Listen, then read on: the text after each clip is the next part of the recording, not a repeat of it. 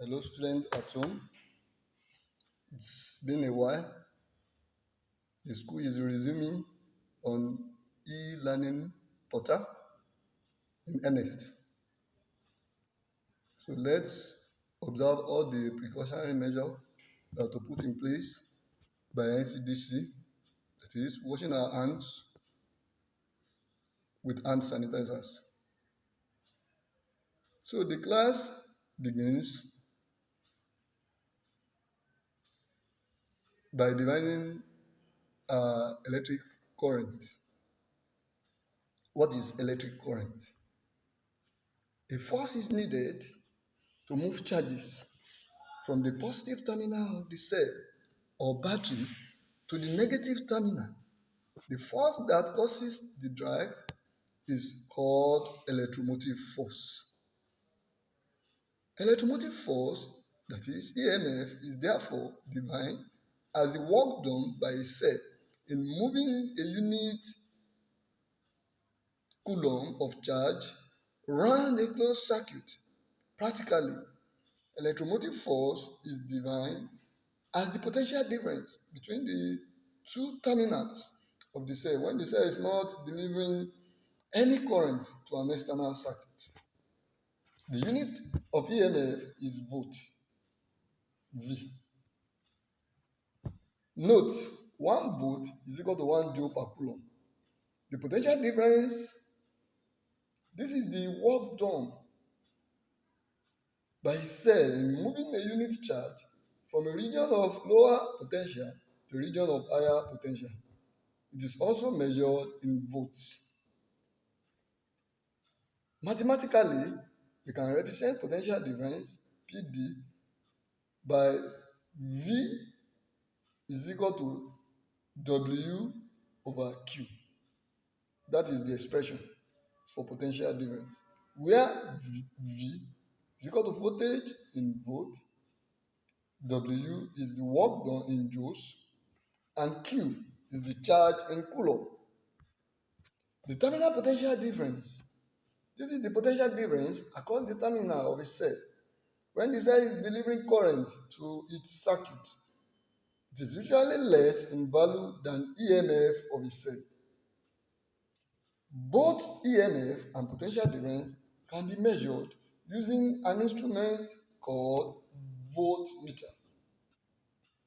A voltmeter is always connected in parallel across 2 points.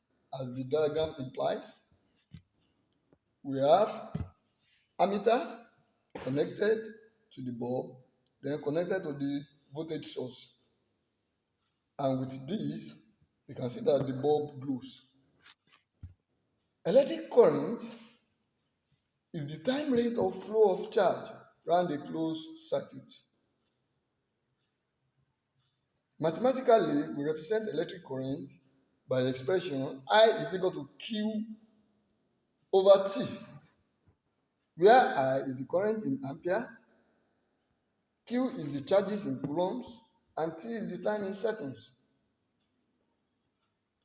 The instrument for measuring current is referred to as ammeter, and it is always connected in series in a circuit. You can see the diagram. You have the diagram of ammeter there that is being connected in series, as well as the diagram of voltmeter that is connected in parallel. So we have the conventional diagram for ammeter and voltmeter as well, display on the screen. Resistance. Resistance is an opposition to the flow of current in a circuit. There are two types of resistance, the internal resistance and the resistance of a conductor. Internal resistance is an opposition to the flow of current offered by chemical between the poles of the cell. That is the definition of internal resistance. Then, resistance of a conductor. This is the ability of a material to resist the flow of electric current through it. Materials that have very low resistance are called good conductors, e.g., metals, while materials that have high resistance are bad conductors, that is, human body and water. Insulators, they are materials that does not allow passage of electric current through them. They have extremely high resistance. Examples are plastic, dry wood, rubber, glass, etc. Ohm's law. Ohm's law states that current passing through a metallic conductor is directly proportional to the potential difference across its ends, provided the temperature and all other physical factors remain constant. Mathematically, we express voltage directly proportional to current. That is, voltage is Ki, where K is equal to resistance in ohms, and that is the constant of the proportionality. Therefore, V is equal to IR. Work examples. Example number 1. The 12 ohm resistor has a potential difference of 6 volts across it. What is the current through the resistor? Solution. There are 3 steps involved in solving this problem. Step A, what we know, resistance is equal to 12 ohms. Voltage across resistor, 6 volts. Step B, what we want to know, current, unknown. Step C, how to know it. Voltage across resistor is equal to current times resistance. Therefore, 6 is equal to current times 12. Using change of subject formula of the formula, current I is equal to 6 divided by 12, which is 0.5 ampere. Example number 2. Calculate voltage across resistance 2 ohms when ammeter reads 1 ampere. Solution. 3 steps as well involved. Step A, what we know, resistance is equal to 2 ohms, current is equal to 1 ampere. Step B, what we want to know, voltage across resistor, unknown. Step C, how to know it. Voltage across resistor is equal to current times resistance. The voltage across resistor is equal to 1 times 2 is equal to 2 volts. That is the solution to the 2 examples. Display. Ohmic and non-ohmic conductors. Ohmic conductors are conductors that obey Ohm's law. Examples are metallic conductors whose resistance remains constant as increase in voltage causes increase in current at constant temperature. All metals, they are ohmic conductors. Resistors, constantan wires, all these are ohmic conductors. The graph above illustrates the current plotted against voltage to verify Ohm's law experiment. Likewise, we can have the voltage plotted against current to verify Ohm's law. Non-ohmic conductors are the conductors which do not obey Ohm's law. The resistance of these materials varies as the current changes with voltage, even though the temperature remains constant. Examples of such conductors are filament lamps, 2. Thermistors,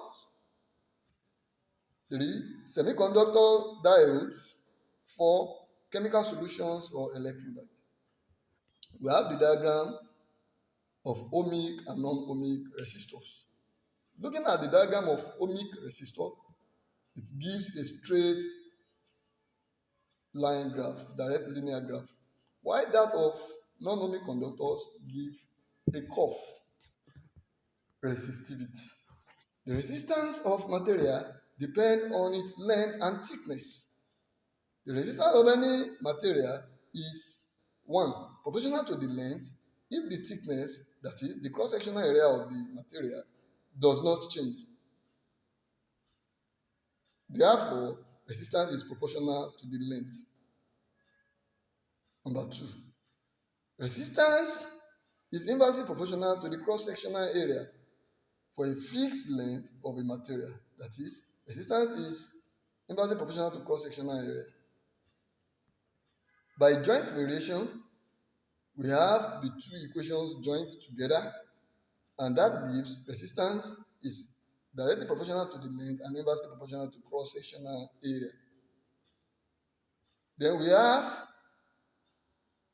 resistance equal to rho times length divided by cross-sectional area. Or we have rho is equal to resistance times cross-sectional area divided by length. Now the constant of proportionality, rho, is called resistivity of the material at a given temperature. Note, the resistivity of a good conductor like silver and copper are low, while poor and bad conductors have high resistivity. The unit of resistivity is ohm meter. Factors that affect resistance of a metallic conductor. 1. Temperature. 2. Cross-sectional area or thickness. 3. Nature of the material, which is the same thing as the resistivity. And the 4th, the length of the conductor. All these are the factors that affect resistance of a conductor. The table below illustrates the resistivity of some materials. We have the materials listed and their resistivity in ohm meter. Copper, 1.7 times 10 raised to power minus 8. Aluminium, 2.7 times 10 raised to power minus 8. Silver, 8.0 times 10 raised to power minus 6. Silicon, 2.3 times 10 raised to power 3. Quartz, 5.0 times 10 raised to power 16. Conductivity. Conductivity is the reciprocal of resistivity. It is defined as the ability of a material to conduct electric current. Looking at the diagram displayed below, we have the battery. Negative terminal of the battery connected to the bulb. And the bulb is connected to a piece of wood. And the wood is being connected to the negative terminal of the battery. And with this, we discover that the circuit doesn't flow through, the current doesn't flow through the circuit. And why? Because the wood we have connected to the bulb doesn't conduct electricity. It's an insulator, so it doesn't conduct electricity. So the circuit will not bring light. It will not display, the bulb will not display light. Conductivity, therefore, is equal to reciprocal of resistivity. The unit of conductivity is per ohm per meter. Work example 1. The resistance of a wire of length 20 cm and diameter 3.0 cm is 10 ohm. Calculate A, the resistivity of the wire, B, the conductivity of the wire. Solution. There are 3 steps involved. We'll be looking at the steps one after the other. Step A, what we know, length 20 cm converted to meter, that is 0.2 meter. Resistance is 10 ohms.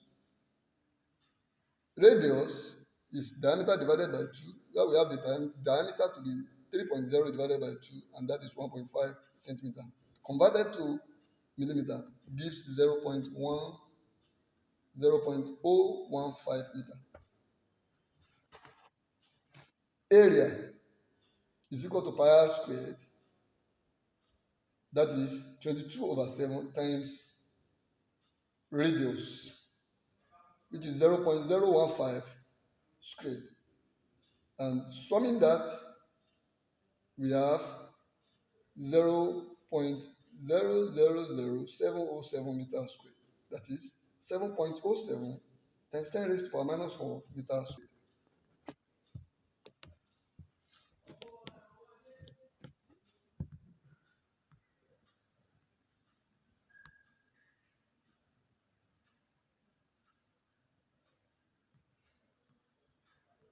Step B, what we want to know: resistivity. How to know it? Resistivity is equal to resistance times cross-sectional area over length. Then we have the solution there. The final answer is 0.0354 ohm meter. B. Step A involve what we want to know, that is conductivity. Then what we know, resistivity. And conductivity is reciprocal of resistivity. That is, conductivity is 1 over 0.0354. And that gives 28.3 per ohm per meter. Assalamu alaikum warahmatullah. See you next class.